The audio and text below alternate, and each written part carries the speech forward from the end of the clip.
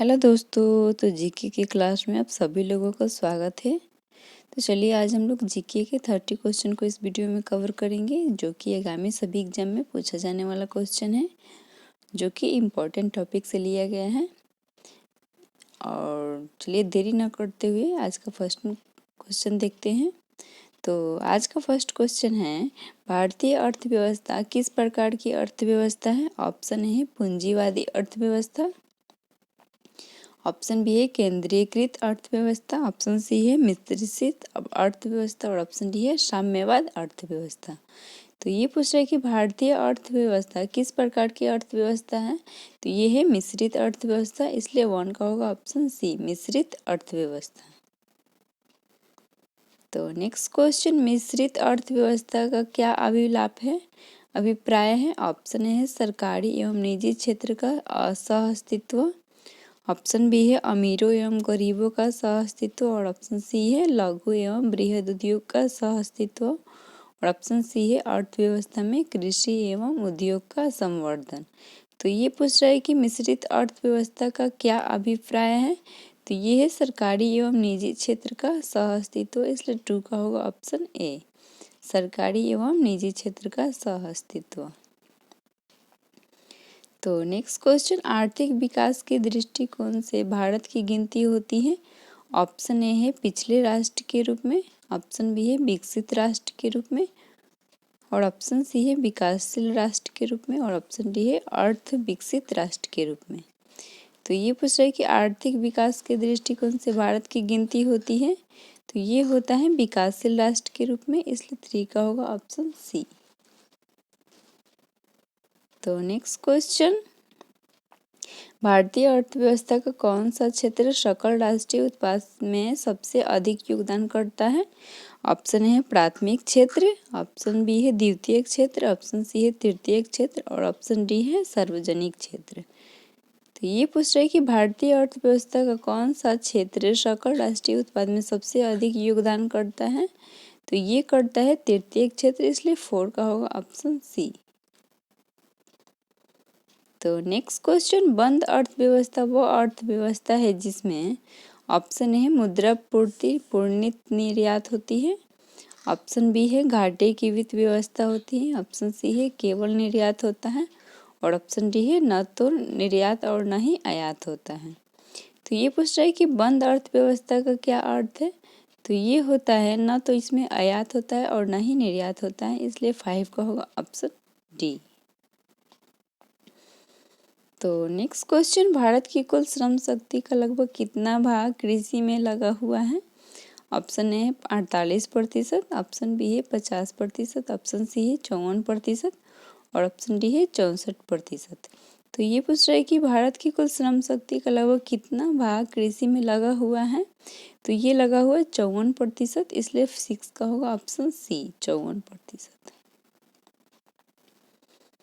तो next question, Bharat में अधिकतर बेरोजगारी है? ऑप्शन है तकनीकी, ऑप्शन बी है चक्रीय, ऑप्शन सी है घर्षणात्मक और ऑप्शन डी है संरचनात्मक। तो ये पूछ रहा है कि भारत में अधिकतर बेरोजगारी है, तो ये है संरचनात्मक, इसलिए 7 का होगा ऑप्शन डी। तो नेक्स्ट क्वेश्चन, भारत में बेरोजगारी के आंकड़े एकत्रित एवं प्रकाशित करता है? ऑप्शन है योजना आयोग, ऑप्शन बी है वित्त आयोग, ऑप्शन सी है NSSO और ऑप्शन डी है यूनाइटेड UNO। तो ये पूछ रहा है कि भारत में बेरोजगारी के आंकड़े एकत्रित एवं प्रकाशित करता है, तो ये करता है NSSO करता है, इसलिए 8 का होगा ऑप्शन सी। तो नेक्स्ट क्वेश्चन, भारत में बेरोजगारी की किस्म पाई जाती है? ऑप्शन ए है अल्प ग्रामीण रोजगार, ऑप्शन बी है चक्रीय बेरोजगारी और ऑप्शन सी है संरचनात्मक बेरोजगारी और ऑप्शन डी है इनमें से सभी। तो ये पूछ रहा है कि भारत में बेरोजगारी की किस्म पाई जाती है, तो ये पाया जाता है इनमें से सभी होगा, क्योंकि अल्प बेरोजगारी, चक्रीय बेरोजगारी और संरचनात्मक बेरोजगारी ये सभी होता है, इसलिए 9 का होगा ऑप्शन डी इनमें से सभी। तो नेक्स्ट क्वेश्चन, कृषि में मूलतः किस प्रकार की बेरोजगारी की प्रधानता देखने को मिलती है? ऑप्शन है संरचनात्मक बेरोजगारी, ऑप्शन बी है खुली बेरोजगारी, ऑप्शन सी है अदृश्य बेरोजगारी, ऑप्शन डी है संघर्षनात्मक बेरोजगारी। तो ये पूछ रहा है कि कृषि में मूलतः किस प्रकार की बेरोजगारी की प्रधानता देखने को मिलती है। तो ये मिलता है अदृश्य बेरोजगारी, इसलिए 10 का होगा ऑप्शन सी अदृश्य बेरोजगारी। तो नेक्स्ट क्वेश्चन, कृषि में बेरोजगारी का स्वरूप देखने को मिलता है। ऑप्शन है संरचनात्मक बेरोजगारी, ऑप्शन बी है मौसमी बेरोजगारी, ऑप्शन सी है घर्षणात्मक बेरोजगारी, ऑप्शन डी है इनमें से सभी। तो ये पूछ रहा है कि कृषि में बेरोजगारी का स्वरूप देखने को मिलता है, तो ये होता है इनमें से सभी। ये तो अभी अभी क्वेश्चन हुआ है, तो 11 का होगा ऑप्शन डी। नेक्स्ट क्वेश्चन, प्रच्छन्न बेरोजगारी का अर्थ है, ऑप्शन ए है काम करने में इच्छुक होना और काम न करना, ऑप्शन बी है पूरे वर्ष भर प्रत्येक दिन काम न मिलना, ऑप्शन सी है विशाल श्रमिक शक्ति को नियोजित करने के लिए पूंजी संरचना का अपर्याप्त होना, और ऑप्शन डी है आवश्यकता से अधिक लोगों का कार्यरत होना। तो इसमें पूछ रहा है कि प्रच्छन्न बेरोजगारी का क्या अर्थ है। तो ये होता है आवश्यकता से अधिक लोगों का कार्यरत होना, इसलिए 12 का होगा ऑप्शन डी। तो नेक्स्ट क्वेश्चन, भारत में ग्रामीण क्षेत्रों में कौन सी बेरोजगारी सर्वाधिक पाई जाती है।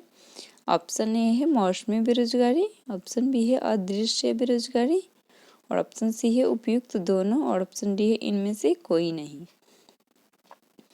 तो ये पूछ रहे हैं कि भारत में ग्रामीण क्षेत्रों में कौन सी बेरोजगारी सर्वाधिक पाई जाती है। तो ये पाया जाता है मौसमी बेरोजगारी और अदृश्य बेरोजगारी दोनों पाया जाता है, इसलिए इसका होगा उपयुक्त दोनों। 30 का होगा ऑप्शन सी उपयुक्त दोनों होगा। तो नेक्स्ट क्वेश्चन, वर्तमान समय में देश में किस प्रकार की बेरोजगारी की समस्या बहुत गंभीर समस्या बनी हुई है। ऑप्शन है ग्रामीण बेरोजगारी, ऑप्शन बी है शहरी बेरोजगारी, और ऑप्शन बी है शिक्षित बेरोजगारी, और ऑप्शन डी है खुली बेरोजगारी। तो ये पूछ रहा है कि वर्तमान समय में देश में किस प्रकार की बेरोजगारी की समस्या गंभीर समस्या बनी हुई है। तो ये है शिक्षित बेरोजगारी, इसलिए 14 का होगा ऑप्शन सी। तो नेक्स्ट क्वेश्चन, राष्ट्रीय ग्रामीण विकास संस्थान कहाँ स्थित है। ऑप्शन ए है शिमला, बी है हैदराबाद, सी है पटना, और ऑप्शन डी है नई दिल्ली। तो ये पूछ रहा है कि राष्ट्रीय ग्रामीण विकास संस्थान कहाँ स्थित है। तो ये स्थित है हैदराबाद में, इसलिए 15 का होगा ऑप्शन बी हैदराबाद। तो नेक्स्ट क्वेश्चन, निम्नलिखित में से कौन मुद्रा आपूर्ति नियंत्रक में सहायक नहीं है।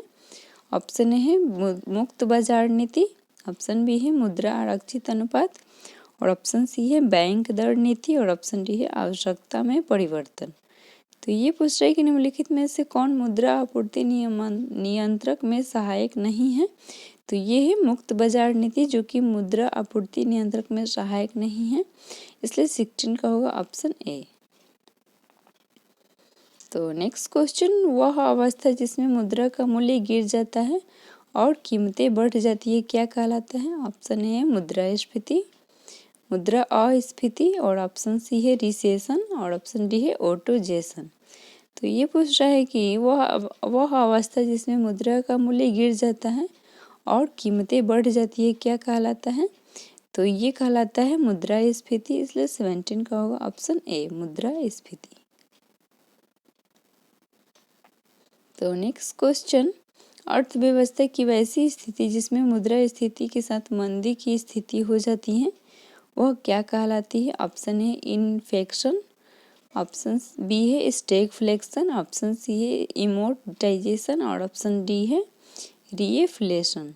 तो ये पूछ रहा है कि अर्थव्यवस्था की वैसी स्थिति जिसमें मुद्रास्फीति के साथ मंदी की स्थिति हो जाती है वह क्या कहलाती है। तो वो कहलाती है स्टैगफ्लेशन, इसलिए 18 का होगा ऑप्शन बी स्टैगफ्लेशन। तो नेक्स्ट क्वेश्चन, योजना आयोग किसके संरक्षण के आधार पर निर्धनता रेखा के नीचे लोगों का आकलन करता है। ऑप्शन ए है राष्ट्रीय नमूना सर्वेक्षण संगठन, ऑप्शन बी है केंद्रीय सांख्यिकी संगठन, ऑप्शन बी सी है भारतीय रिजर्व बैंक, और ऑप्शन डी है विश्व बैंक। तो ये पूछ रहा है कि योजना आयोग किसके संरक्षण के आधार पर निर्धनता रेखा के नीचे लोगों का आकलन करता है? तो ये करता है राष्ट्रीय नमूना सर्वेक्षण संगठन के द्वारा, इसलिए 19 का होगा ऑप्शन ए, राष्ट्रीय नमूना सर्वेक्षण संगठन।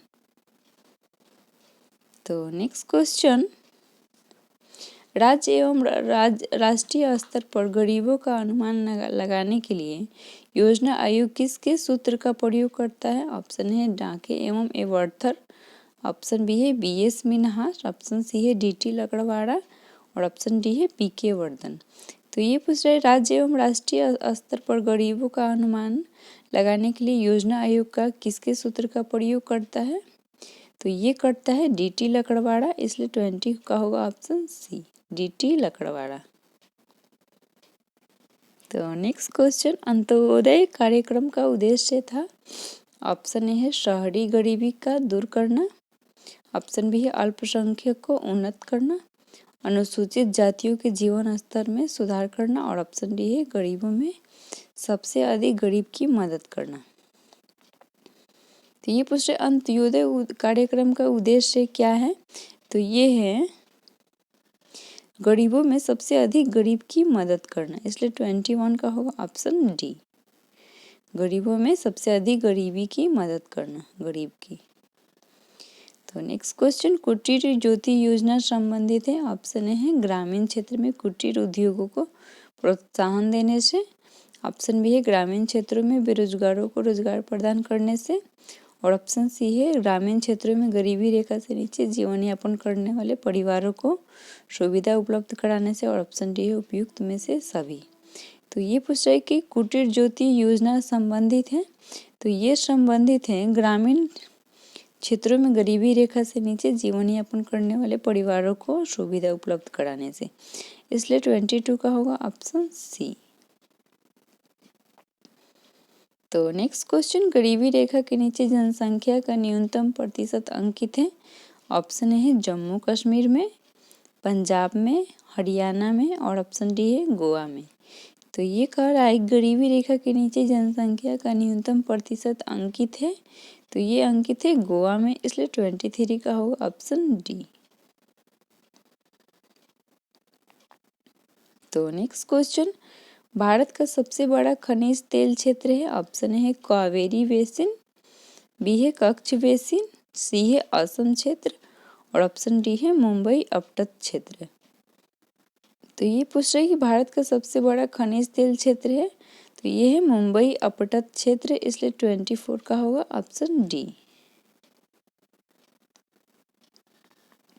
तो नेक्स्ट क्वेश्चन, मंगल क्या है एक प्रकार का? ऑप्शन है चालक रहित विमान, ऑप्शन बी है कम दूरी का परिक्षेपण और ऑप्शन डी है काल बैंड मीथेन का भंडार, ऑप्शन डी है राजस्थान में एक तेल कुआं।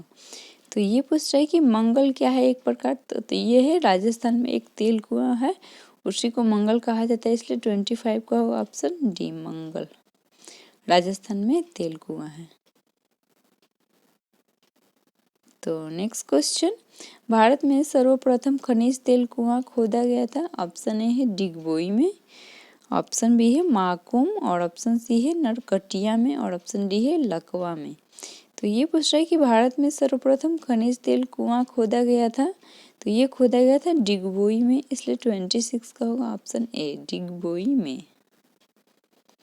तो नेक्स्ट क्वेश्चन, राजस्थान में खनिज तेल के विशाल भंडार कहाँ पाए गए हैं? ऑप्शन ए है जैसलमेर, ऑप्शन बी है बाड़मेर और ऑप्शन सी है उदयपुर, ऑप्शन डी है जोधपुर। तो ये पूछ रहा है कि राजस्थान में खनिज तेल के विशाल भंडार कहाँ पाए गए हैं, तो ये पाया गया है बाड़मेर में, इसलिए 27 का होगा ऑप्शन बी, बाड़मेर। तो नेक्स्ट क्वेश्चन, विश्व में खनिज तेल की सर्वाधिक खपत किस देश में की होती है? ऑप्शन ए है संयुक्त राष्ट्र अमेरिका, ऑप्शन बी है जापान, ऑप्शन सी है चीन और ऑप्शन डी है रूस। तो ये पूछ रहा है कि विश्व में खनिज तेल की सर्वाधिक खपत किस देश में होती है, तो ये होता है संयुक्त राष्ट्र अमेरिका में, इसलिए 28 का होगा ऑप्शन ए। तो नेक्स्ट क्वेश्चन, खनिज तेल खपत की दृष्टि से विश्व का दूसरा देश है? ऑप्शन है फ्रांस, बी है रूस, ऑप्शन सी है चीन और ऑप्शन डी है जापान। तो ये पूछ रहे खनिज तेल खपत की दृष्टि से विश्व का दूसरा देश कौन सा है, तो ये है चीन, इसलिए 29 का होगा ऑप्शन सी। तो नेक्स्ट क्वेश्चन, भारत अपने खनिज तेल आवश्यकता का लगभग कितना प्रतिशत भाग आयात से पूरा करता है? ऑप्शन है 60%, ऑप्शन बी है 65%, ऑप्शन सी है 70% और ऑप्शन डी है 90%।